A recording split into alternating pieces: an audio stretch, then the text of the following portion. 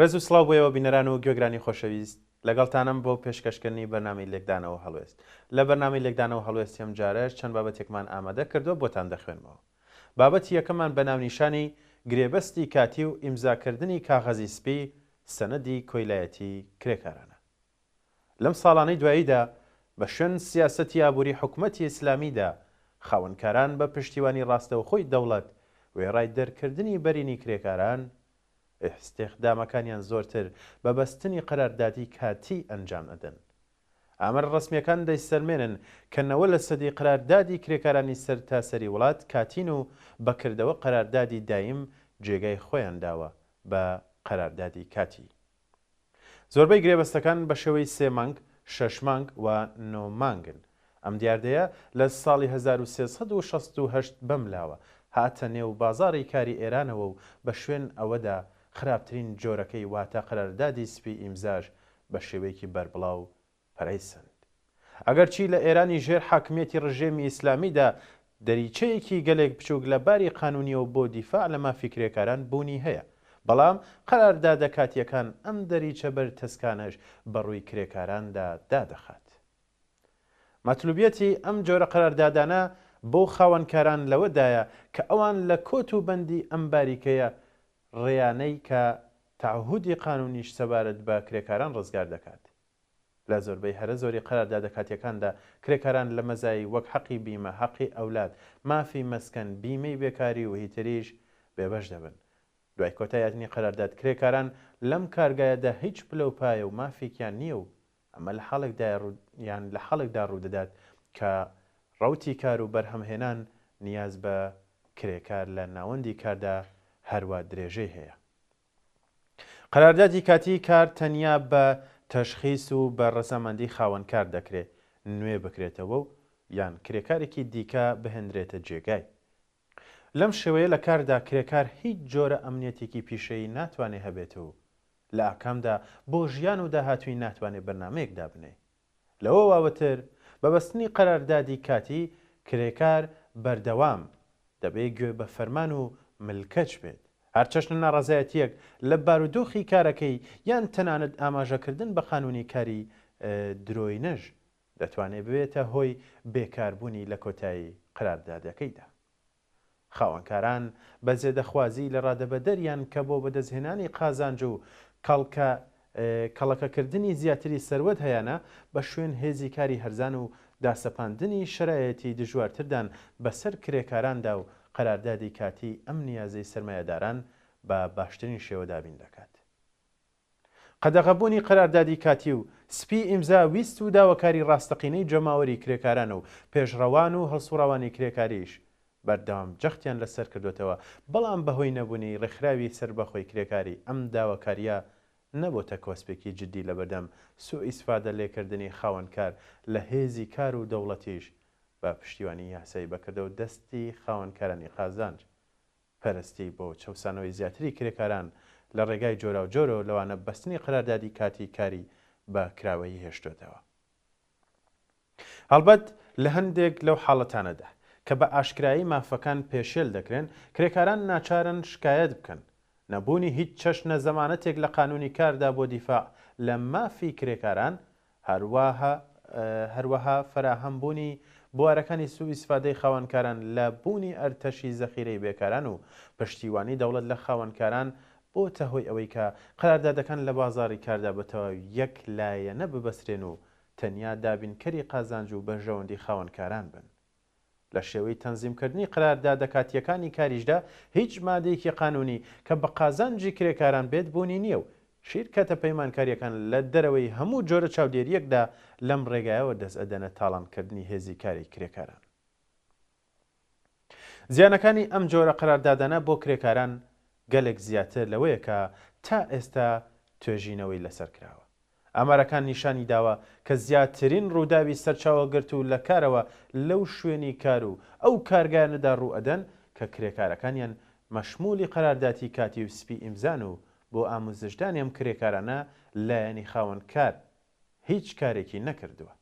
ئەم کرێکارە سەدەمە دیتوانە و یان بنەماڵی قوربانیان لە وەرگرتنی هەر جۆرە خەسارەتێک لە خاوەنکارەکان بێبەش دەکرێن. مەسەلەکەش هەل لێرەدا کۆتایی نایێت. زۆربەی خاوەنکاران بە لەبەرچاوگرتنی نیازی زۆری کرێکاران بە دۆزینەوەی کار هەندێک جار ناچاریان دەکەن تا 3 مانگ بەبێ حقوق و مەزایە کار بکەن. لەوێوە کە قەراردادەکە سپی ئیمزایە خاوەنکار بە کەیفی خۆی کاتی کارەکە کەمتر لە 3 مانگ دەنووسێ کە ئەگەر هاتوو لەگەڵ بەڕەسیەکی ڕواڵەتیشدا بڵێن بەرەو ڕووبووەوە خۆی زیانی وێ نەکەوێت.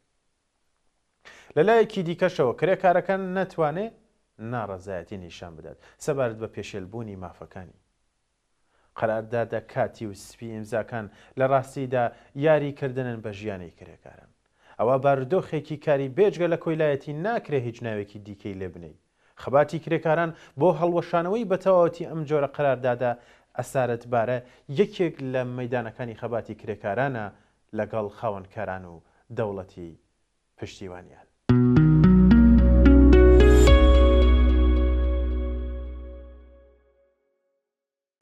بابەتی دووەمیشمان بە ناونیشانی ڕۆژانە 54 کەس قوربانی ڕووداوی جادەکانن. بە شێوەی مامناوەند ڕۆژانە 54 کەس لە ئێران دەبنە قوربانی ڕووداوی جادەکان. تەسادوفی ڕانندگی لە ئێران یەکێک لە 3 هۆکاری سەرەکی مەرگ و میریە کە ساڵانە هەزاران کەس دەکاتە قوربانی و هەزارانی تریش تووشی کەم ئەندامبوون دەکات. کارەساتی ئینسانی لە ئێرانی ژێر دەسەڵاتی کۆماری ئیسلامی تەنیا بە پەرسەندنی ئاستی جەنایەتەکانی ڕۆژانەی حکومەتەوە بەرتەسەک نابێتەوە. هەموو جۆرە ڕووداوێکی قابلی پێشگیریش لە کەمیندان تا گیانی ئینسانەکان بستێنن. لە هەموو ئانوساتێکدا شاهیدی ڕووداوێکی دڵتەزێنین، ڕووداوێکی چاوەڕوان نەکرا و کارەساتێکی ئینسانی بین. ئەم ڕژیمە لە حاڵێکدا کە خۆی کات و سات و سەعات و ڕۆژی مەرگی ئینسانەکان دیاری دەکات بە شاراوەیی و بە ئاشکرا پەتی مەرگ دەخاتە مەلی ئینسانەکان. بە شێوەیەک شوێنی کار و ژیانی ئینسانەکانی نائەمن کردووە هیچ ڕۆژێک نییە کە هەواڵێکی دڵتەزێن نەبیسترێ. ڕێژەی مەرگ و ڕووداوە شیاوی پێشگیری و پێشبینیەکان و ڕووداوە سروشتی و شیاوی پێشبینی نەکراوەکان گەیشتونەتە بەرزترین ئاستی ممکن. مەرگ و میر بەهۆی پیسبوونی هەوا، مەرگ و میر بەهۆی ڕووداوی ڕانندگی، مردنی منداڵان بەهۆی مشکلاتی دەرمانی و خۆراکی و دابەزنی مامناوەندی تەمەن و پیری و مەرگی نابەوەخت و ئیتریش لە زمرەی ئەو هۆکارانن. سازمانی بەهداشتی جیهانی باسی لە مەرگی نابەوەختی دەیان هەزار شارۆمەندی دانیشتووی شارە جۆراجۆرەکانی ئێران بەهۆی پیسبوونی کەشوهەوا لە ماوەی ئەم 1 ساڵی دواییدا کردووە. هەر ئەم نمونەی دوایی خۆی نیشانی ئەدات کە تەقریبەن 1 لە سەر 4 سەرجەم قوربانیانی ڕووداوی ڕانندگی تەنیا و تەنیا بەهۆی پارتی بازیەکان و گەندەڵی و ڕەشوە خۆریبەرینەوە کە لە دەستگای سادرکردنی مۆڵەتی شۆفێریدا لە ئارادایە. بەهۆی نەبوونی پرد و توونێلێک کە خەڵکی پیادەی لێ بپەڕێتەوە لە زۆر شوێن بەهۆی کەمبوونی سەرەتایی ترین خزمەتگوزاری وەک چڕای ڕەهنەمایی، خەتکێشی شەقامەکان، تابلۆی هیمای ڕانندگی و ئیترەوە ڕوویان داوە کە بە ئاسانی شیاوی پێشگیرین. دەستگای ئیداری گەندەڵ و دواکەوتووی وەک کۆماری ئیسلامی نە لە بنەڕەتدا تەرح و پلانێکی بۆ بەرگرتن لە ڕووداوێکی بوونی هەیە و نە سیستەمی ئیداری بێکیفایەت و گەندەڵی کۆماری ئیسلامی توانای پیادەکردنی تەرحی کارشناسی کراوەی هەیە. هەر تەرحێکیشیان هەبێت ئەساسەن ئەمڕازێکە بۆ سوء ئیسفادەی ماڵی و غارەت و تاڵانچێتی. بۆ بەرگرتن لە ڕووداوەکان بەتایبەت و ڕووداوانەی شیاوی پێشبینی و پێشگیرین و چ لە کاردانەوە بە ڕووداوی چاوەڕوان نەکراو ئەگەر کۆماری ئیسلامی تەرحەت دژی خەڵکی نظامی و ئەمنیەتیەکانی خۆی کە ئەساسەن لە خزمەت سەرکوتی خەڵکدا بنێتە لاوە و بەشێک لەو هەزینە زۆر و زەبەندە بە بێ حەیف و میلکردن بۆ پرۆژەی ئیمەنسازی، باسسازی، نۆژەنکردنەوەی جادەکان و ئاموزشی گشتی تەرخان بکات، نەتەلەفاتێک لە ماسەدا بوونی دەبێت و نەخەسارەتی لەم ئاستەشدا. ئەگەر تەنیا بەشێک لەو ملیار دۆلارەی کە ڕژێمی ئیسلامی سەرفی پرۆژە نیزامی و ئەتۆمی و تیرۆریزمی دەکات بۆ دروستکردنی ڕێگای ئاسن، گۆڕین و نۆژنکردنەوەی جادەکان و ئامۆزش و کۆنتڕۆڵکردنی هاتوچۆکانی تەرخان بکات، ئیتر شاهیدی مەرگی 3 کەس لە هەموو سەعاتێکدا نابین. بەڵام لە ڕژێمێک کە بێجگە لەمانەوەی خۆی بیر لە هیچی تر ناکاتەوە، ئاوا چاوەڕوانیەک ناکرێ هەبێت.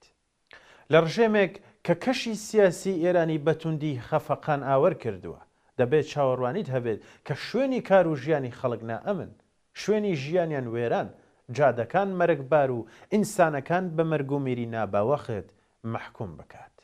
تەنیا ڕێگای ڕزگاربوون لە بارودۆخێک کە ئەم وڵاتی کردوتە کوشتارگەیەکی گەورە بۆ هاوڵاتیان کێشانە خوارەوەیەتی لە دەسەڵاتدا.